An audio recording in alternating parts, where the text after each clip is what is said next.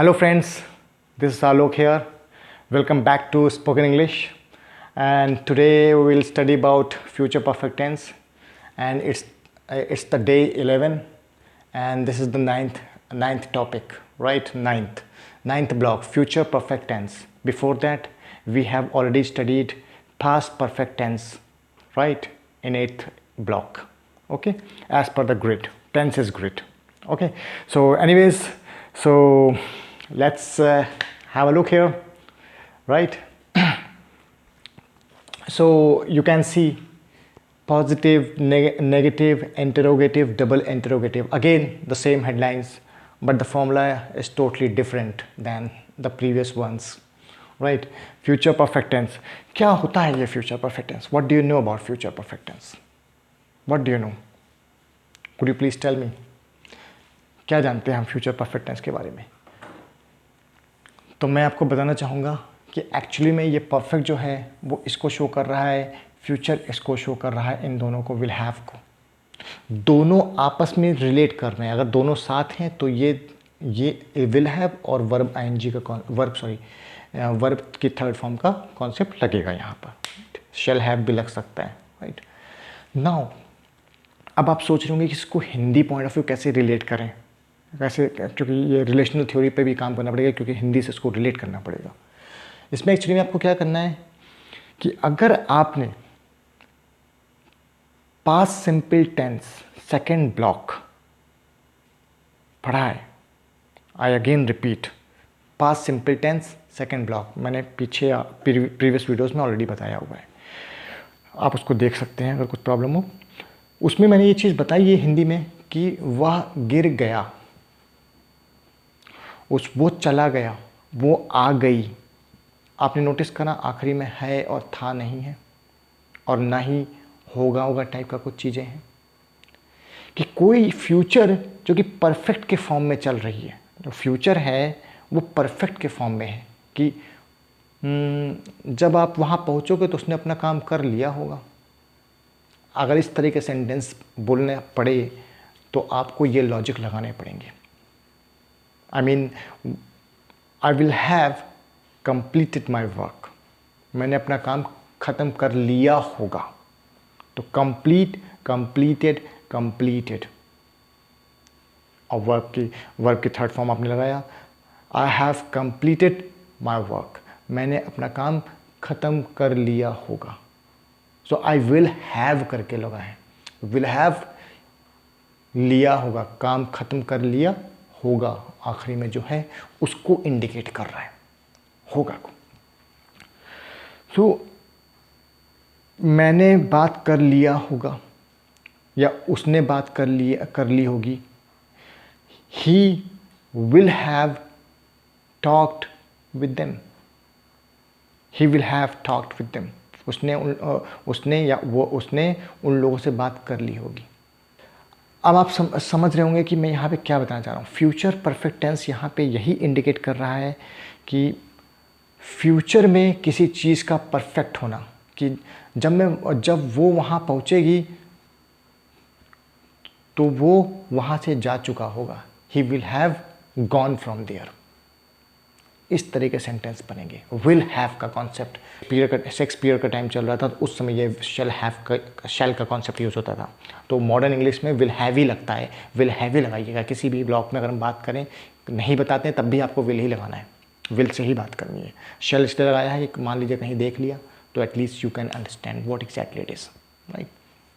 Will have का concept हो गया, राइट। सो इसमें आपको क्या करना है कि जैसे I will have completed my work, I will not have completed my work, will I not have completed my work, why will I not have completed my work?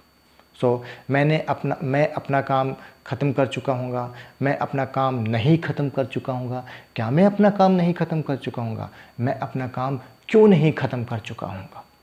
ये एक्चुअली में इसके कॉन्सेप्ट्स हैं, ये जो लगा हुआ है। Okay, so just have a look here, example. These are the example which relate to the future perfect tense. Just have a look. She will have finished her task. उसने अपना टास्क ख़त्म कर लिया होगा। समाप्त कर लिया होगा, फिनिश कर लिया होगा। फिनिश, फिनिश्ड, फिनिश्ड, आखिरी में ईडी लगा हुआ, थर्ड फॉर्म लगती है उसमें। She will not have finished her task, उसने अपना टास्क नहीं फिनिश किया होगा। Will she not have finished her task, क्या उसने अपना टास्क फिनिश कर लिया होगा? क्या उसने अपना टास्क, क्या वो अपना टास्क फिनिश कर चुकी होगी, इस तरह से समाप्त कर चुकी होगी। Why will she not have finished her task, उसने अपना टास्क क्यों नहीं फिनिश किया होगा। जो किया और होगा, किया रिप्रेजेंट कर रहा है कि ये वर्ब की थर्ड फॉर्म की बात कर रहा है, और होगा विल हैव को इंडिकेट कर रहा है यहाँ पर। ये आपके सामने एग्जाम्पल लिखे हैं 1 2 3 4, positive, negative, interrogative, double interrogative, ये कॉन्सेप्ट है। Means he will have gone, वो जा चुका होगा या वो चला गया होगा। He will not have gone, वो नहीं गया होगा या नहीं जा चुका होगा। Will he not have gone, क्या वो नहीं जा चुका होगा। Why will he not have gone, वो क्यों नहीं जा चुका होगा, वो क्यों नहीं गया होगा। सो सेंस निकलना है, सेंस आपको निकालना है। गो का थर्ड फॉर्म लगाना है।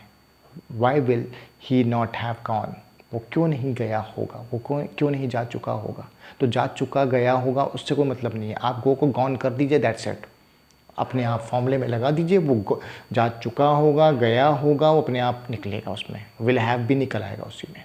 वाई तो बस एक रिदम है, एक नोट्स आपको फॉलो करने। जब आप गाना गा के प्रैक्टिस करेंगे तो आपको वाई ही निकल के आएगा, जब प्रैक्टिस करेंगे। ठीक है, कभी देखिएगा, नोटिस करिएगा, आपको वाई ही निकल के आएगा। अदरवाइज़ तो आपके पास विच भी है, वाई भी है, हाउ भी है, व्हाट भी है, होम भी है। ये सब आपके कॉन्सेप्ट इसमें आते हैं डबल इंटरोगेटिव में, right. So he will have sat, वो बैठ गया होगा। He will not have sat, वो नहीं बैठा होगा। Will he not have sat, क्या वो नहीं बैठा होगा। Why will he not have sat, वो क्यों नहीं बैठा होगा, वो क्यों नहीं बैठ चुका होगा। तो चुका होगा, बैठा होगा, हमें उससे मतलब नहीं है। हमें मतलब है सिट का थर्ड फॉर्म क्या होता है, दैट्स इट। सिट का थर्ड फॉर्म क्या होता है, फॉर्मूले में लगा देंगे। चुका होगा, बैठा होगा, अपने आप निकल गया।